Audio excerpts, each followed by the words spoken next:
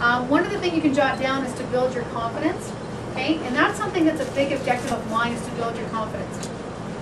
When I started, I wasn't very confident in my abilities, and I love being a manager just for that reason. Confidence affects everything in your life. You can tell a confident person from the moment that they walk in a room. Would you agree? Eye contact, body mannerisms, right? Body language, those kind of things. Confident people are the ones that end up moving up in society, the ones that get what they want. The person in any high role, any company or church or any organization, I would consider they have a lot of confidence in their abilities. I think they go hand in hand.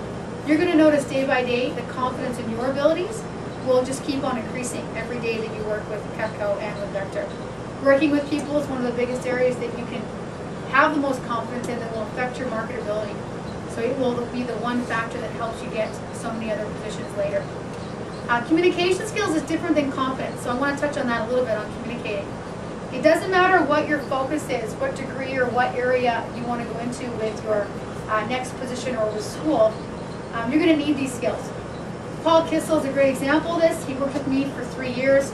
His first summer he was a rep, second summer he was an assistant, third summer he ran a branch in Moncton, New Brunswick, and then he graduated with his degree. His degree was in chemistry from the University of Calgary. And the first job that he got out of school was for an IT firm, and his job was to be the business developer, so to go out and get business. And when he went through his interview, they said, you know, they looked at his resume and then they talked to him, and I asked him after why he got the job, and he asked them, and they said, well, it definitely wasn't because of your research skills in the lab with your chem degree. It was because of your sales experience and because of the way that you were confident with talking and communicating. He just took the 7 steps to a sale that we have in our demo, and all he did with that is he just put that into their model for their software and what they do, and that's how he got the job at the interview. And so what you get here can be transferable to so many different areas. If you recorded your first presentation and then a month later recorded it, you wouldn't notice the first one. That's how good you'll get, and that's how fast you'll get good. The customers you're going to see are the same type of people as well that you'll be dealing with when you go in for an interview, or you go to the bank and you get loans and mortgages. You're dealing with the same type of customers. Okay, another point that we want to talk about is time management and organizational skills. I know that's an important skill to have because people are always saying how busy they are and how they never get anything done. Well, it's not like we're going to get more hours in the day, right? We're not going to get 35 hours in a day. So what matters is not how many hours we have, it's what we do with those hours. That's what makes the biggest difference. In any professional career type job, you're going to need to know how to manage your time already, right? They're going to expect you to know how to do that. Whether you're a teacher or any other profession, it's not paid by the hour, you're paid based on results. And so you want to get good at knowing how to manage your time. This job is just like that. It's not a punch the clock job. We don't punch in and punch out, right? It's more based on results. We want you to get focused on your time. And I've always heard, and I always live by that saying where they say, if you want to get something done, give it to a busy person. You ever find if you have a lot to do, you get a lot done? A lot of nothing to do, you do a lot of nothing? You ever have friends that call you and say, hey, what do you want to do today? I got nothing to do. You want to hang out with me? You know, like, if you've got a lot going on, you end up getting a lot done. And we want to teach you to be really effective with everything that you got going on. Not just work, but with your personal life as well. We have a lot of people that work with us that have a great life outside of the business as they do inside because they're so good at investing their time. Either you know how to manage your time, or you work for those that manage your time. We want to give you a choice so you can make that decision. Now, when I started, I had a misconception of what sales was. And so did my dad. My dad felt that you had to be high pressure and pushy in order to do well in a sales position. With Cutco, that's not the case, okay? We use a low-key, more practical approach to sell Cutco. So what I'm going to get you to jot down, the 3 things that you need to follow in order to not be pushy, but to follow the low-key practical approach. Okay, number 1 is demonstration. So you can just jot that down, demonstration. Okay, you need to cut the roll, the leather, and the penny. Customers need to hold the product and they need to try it out. Why do you think we bother doing that? Show effectiveness of the product. Yeah, exactly. Many customers you see won't even plan on buying until they see it work. Okay, they're not even plan on getting it until they see it work. So you can't be high pressure and pushy by simply cutting a piece of rope, leather, and a penny, can you? Unless you yell at them to cut the rope. Cut the rope! Like, don't do that, okay? So don't yell at the customer. They're doing you a favor. Second thing is explanation. Okay, explanation. You need to explain the product to the customer. The handle design, the double D edge, the forever guarantee. Okay, and it is impossible to be high pressure and pushy just explaining the product. Unless you yell at them, so don't yell at them. Okay, third one, and the last one is enthusiasm. Okay, we just don't show Cutco to a customer and say, yeah, looks pretty well, okay? Okay, we don't talk like that in a Cutco appointment, right? The definition of a sale is a transfer of enthusiasm from one person to another. Somebody asked Bill Gates, they said, you know, why did you do so well with Microsoft? And he said, I was really good at transferring my enthusiasm for the Microsoft product to my customers. I was really good at doing that, okay? That's what we do with Cutco. In training, I'm going to transfer my enthusiasm to you on Cutco. You're going to use it, take it home, learn about it, and you're going to transfer your enthusiasm in a Cutco appointment to your customers. Be genuine though. Be yourself, okay? Have fun in the presentation.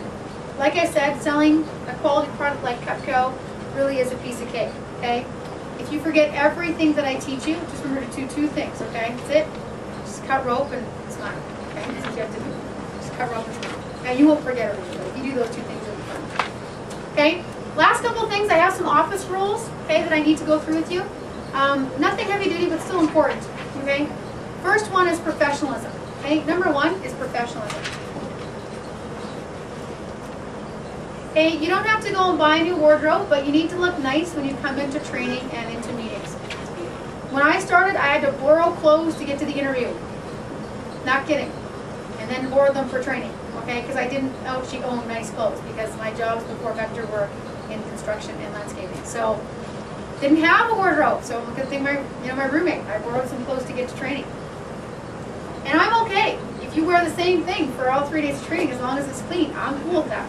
The nicest thing about demos is that you'll never see the same customer twice. So they'll never know if you wore the same thing yesterday. So it's okay.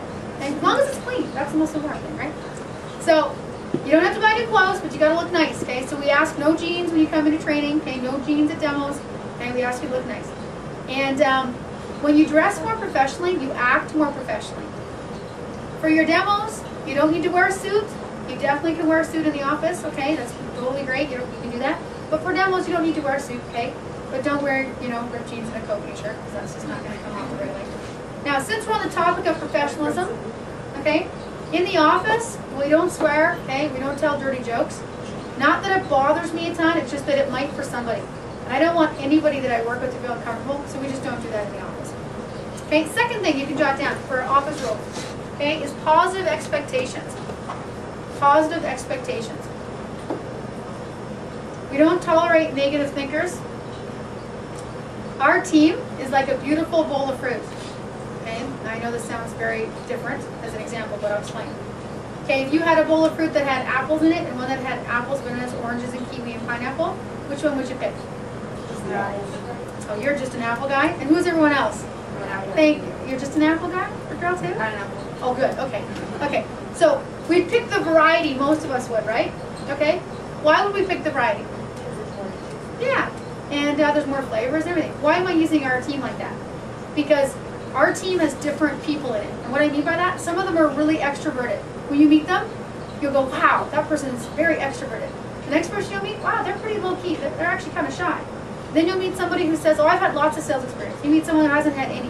Then you'll meet somebody that is twice your age. Then you meet someone that's your age, right? We have a lot of different people that work on our team. When we put them together and they work together towards a common goal, they look great. Okay? It's not just one type of person that works in our organization. However, going on the bowl of fruit example, if you have a rotten apple and you put it in any bowl of fruit, what's it going to do? It's going to rot the rest. Yeah. So what do you do to the apple? Throw it out. Throw it out. So I'm not saying in so many ways, who's a rotten apple, who can I check out a training today? Okay, that's not what I'm saying. But what would be a rotten apple, okay? That's somebody who's negative, they're lackadaisical, they don't role play. When we role play, they don't do the assignments, okay? If that happens, I would rather disassociate really fast rather than wait till the end of training. I'm not going to do that, okay? The reason for that is that person's taking away from somebody else in this training to get their best training. And if they're not going to participate at 100%, then that's a waste of my time and a waste of theirs, okay? And we don't want to continue. How many times does that happen? Hardly ever. But sometimes the person we see in the interview is not the same person who shows up for training. And if that's the case, we don't want to ruin the opportunity for somebody else that works with us, okay? Now, how do we know if you're positive or negative? Usually it's based on sometimes the questions you ask.